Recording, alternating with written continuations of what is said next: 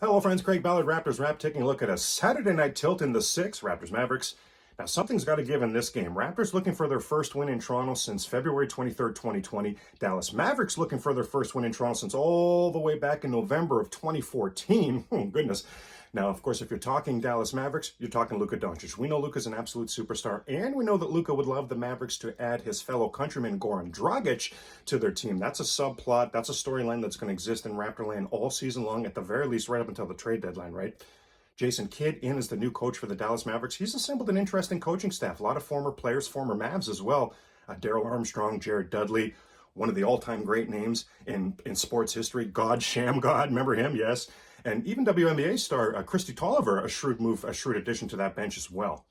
Now, in the offseason, the Mavericks added Reggie Bullock and Sterling Brown to try to shore up their wings. Didn't add the playmaker to help Luka that they probably should have. Again, back to the Goran Dragic talks. And we know that the Mavericks are an organization desperate to get Kristaps Porzingis back to playing to his potential. The Mavericks were absolutely atrocious in their first game of the season. Shot just 33%, ruled 13 players out there during the game, and only one, Jalen Brunson, should have been able to have a good night's sleep knowing that he played to his potential. It was all kinds of blunders. Speaking of playing to potential, how about what we saw offensively and on the glass last night from your Toronto Raptors? Wow. Significant improvements in strategy and execution compared to whatever the heck that was that we were looking at in that Washington Wizards game.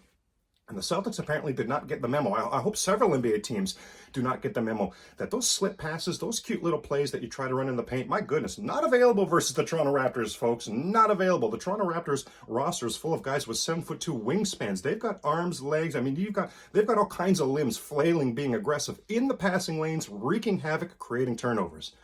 Now, the Craigs, key for this game going to be the fact that this is a back-to-back. What do we know about the Toronto Raptors organization? Traditionally struggle mightily in the second game of back-to-backs, just 3-10 last season.